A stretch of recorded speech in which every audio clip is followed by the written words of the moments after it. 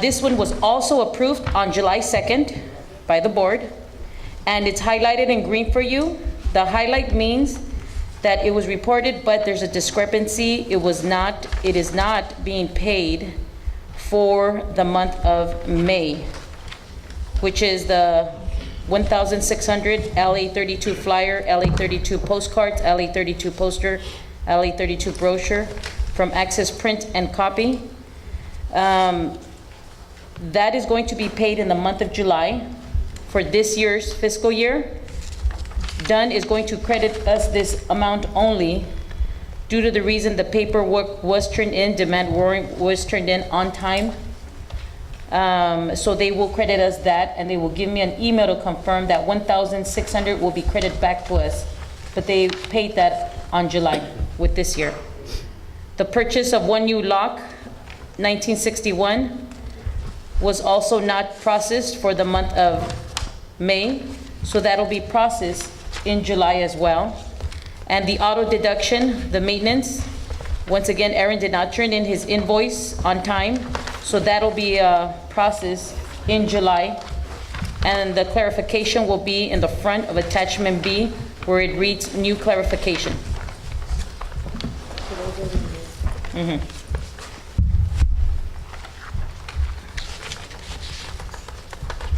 Attachment C.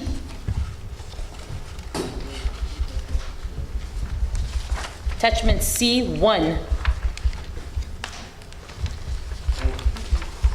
Attachment C1, the discrepancy, once again, attachment C1, part 1 of June was voted on July 2nd, 2014.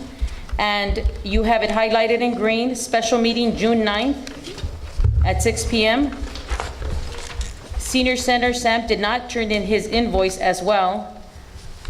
So he was not paid, or he won't be paid for last year's fiscal year. He'll be paid for this year's fiscal year in July. And I'll show you that in the July monthly expenditure, how all these highlighted will appear in the July, when we get to July. So that's the discrepancy there. And if you look at the front of attachment C1, that is what's going to be turned into Dunn.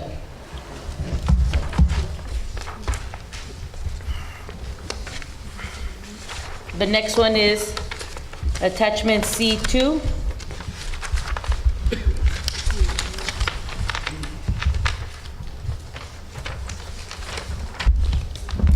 Attachment C2, board approved this one as well on July 2nd. The discrepancy was, once again, also the special meeting. Sam did not turn in the invoice in the month of June. And these invoices need to be turned in because they're auto deduction. So the way the system was working, they turned it into the funding department, they emailed it to funding department, and the funding department pays them and sends them a check. And they were not doing it for whatever reason. They didn't do it. So because they did not do it, turn it in properly, it's gonna be paid in the month of July, which I will show you the report in a bit right now. So that's a discrepancy for the attachment C2, June 2004. The clarification is where it reads attachment C2.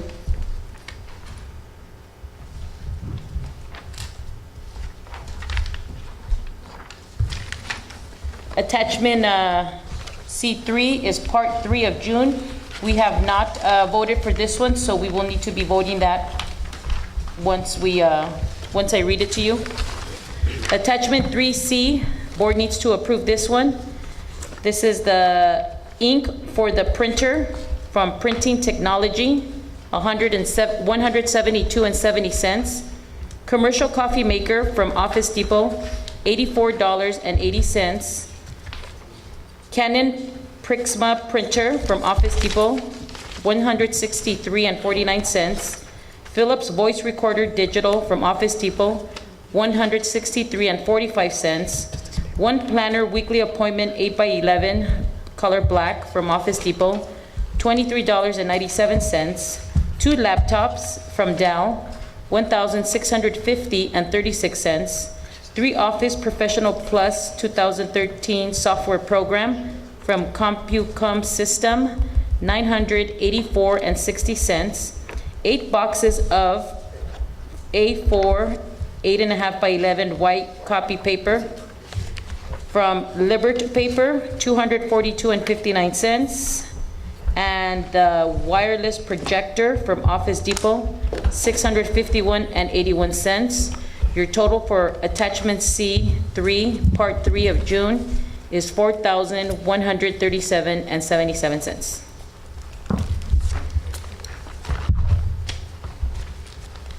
Does anyone want, Raymond, you want to call the vote? I move the motion. So we need a second. I'll second. And that is to approve the attachment C3 for the month of June 2014.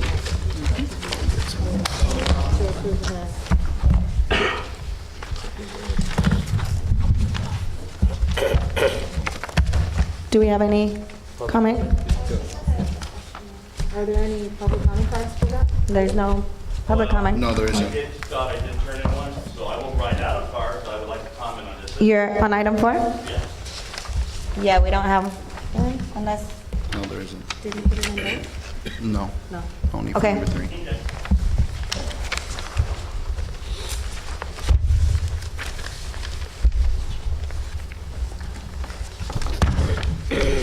For the sake of identification, I was the recording secretary for the last incarnation of this board, and I want to bring your attention to June 2014 attachment C.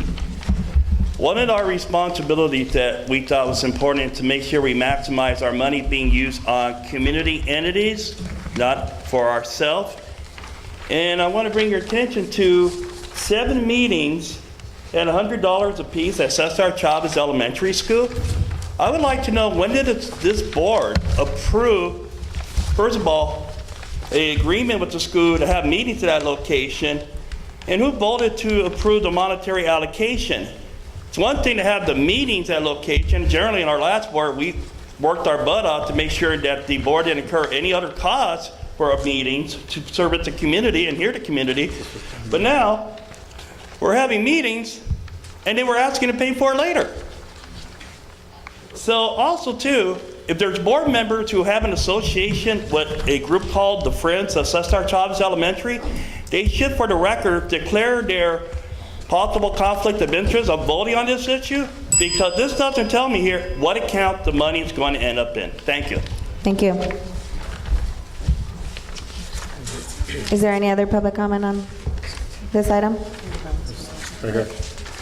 Sasha, once we approve that one, that's when we're going to put them. Mr. Manzano?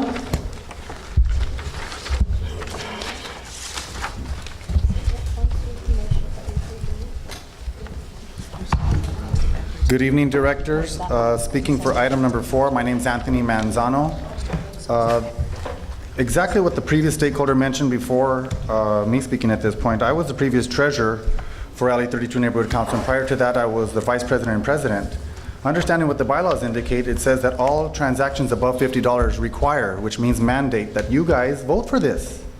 Oddly enough, I brought it to your attention at the month of July's meeting, but somehow miraculously the board feels that it's okay to approve stuff like this because they're getting direction from the department, and maybe because you guys are on exhaustive efforts and this falls under the operation guidelines.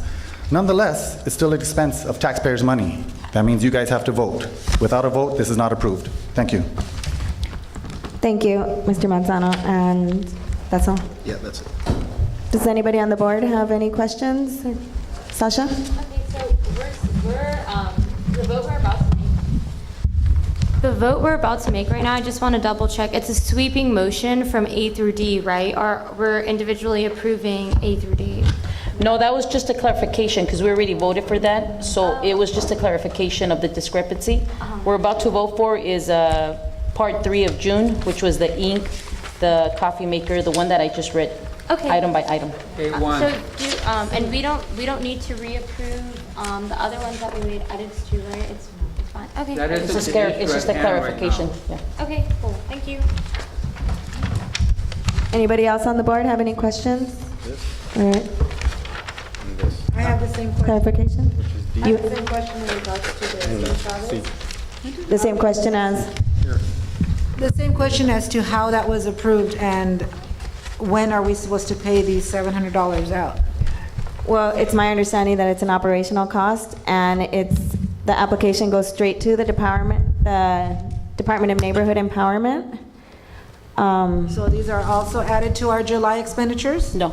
No, now, since this was brought to our attention, and just to answer that question, that the checks that are made out, they're made out directly to LA Unified. They don't go to the schools.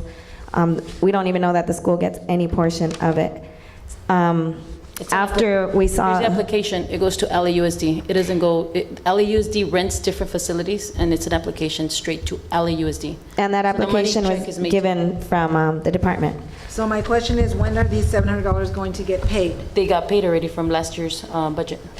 And it came out of operation? Yes, from last year's budget. Last year's budget? Yeah, all money.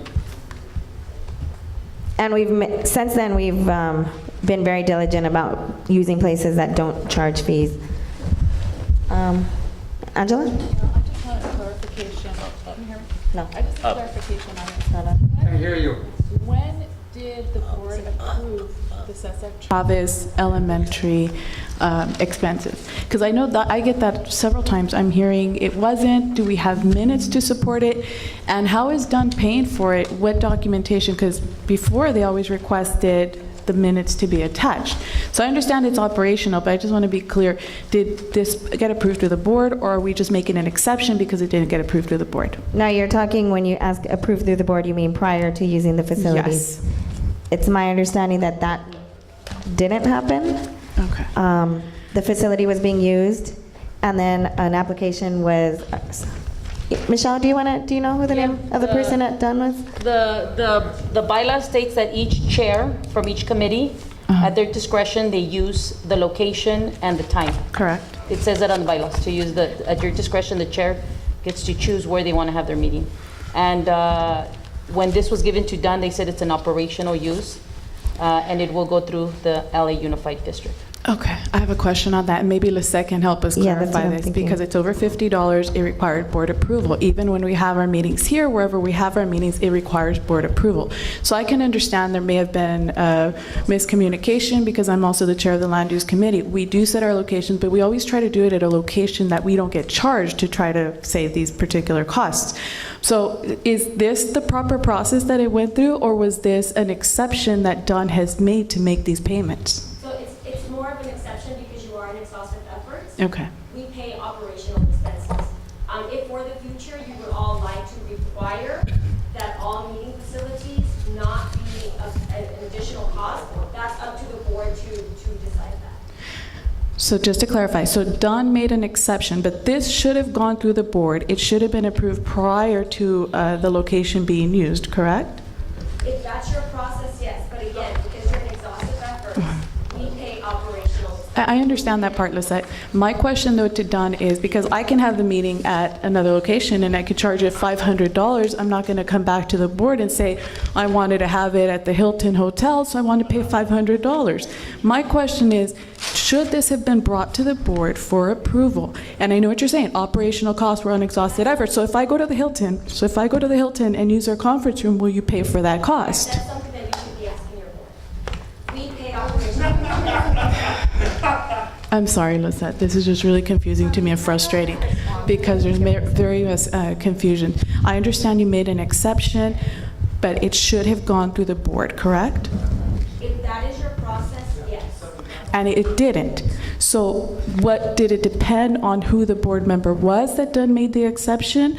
Or is this going to be across the board? Absolutely not. So again, because it was an operational expense in terms of meeting location, the department paid the operational expense. I'd also like to point out that there's also an April meeting on there that this board did not occupy in April. So I don't know if the same parameters were in place at the time as far as, was it an exception because of exhaustive efforts? But I'm telling you right now, if you look at the dates, we have May, we have some June, that was the end of it. Once it was realized that this was the fee, there's absolutely no question as to whether or not they should take place there, and they shouldn't. If we can have a meeting at a free place, and that's... Okay. So just going back really quick, in the past, when we had our treasurer's training, we were told if we make that mistake, we pay for it. Our error, we should have gone through the board. That's why I just want to make sure. I understand this happened, but it's $700 that we just took away from our community. $700 we shouldn't have had to have taken away from our community. So I understand it happened so many times. Just to clarify, Marlene, in April's meeting when they had the special general board, I didn't coordinate that, so that would be something that the former president would have done. So I don't know if Connie knew that there was a charge to this. That I wouldn't be able to answer. My concern is what this board is doing now with the money that's there. All right, and I'll be completely honest with you. I did not know that this facility was charging when we first started using them. Again, once we knew, the same way you're saying you didn't know or they didn't know, we didn't know, or I didn't know. Once the department brought it to our attention, said, well, all you have to do is fill out this application. It's an operation, and I understand what you're saying, that the money was taken from the community, but in all fairness, it was taken from the old budget, which had already been taken from the community. Still, in consideration, is still taxpayer dollars. As much as, I mean, I appreciate your example of the Hilton Hotel, though I do think that's a little bit far-fetched. We have used, this facility before, and Can you I think repeat that that? that's I'm sorry, I didn't why- hear the first part. I said, I think that using the Hilton Hotel as an example is a little bit far-fetched. But us using Cesar Chavez Elementary, that's something that they had done previously.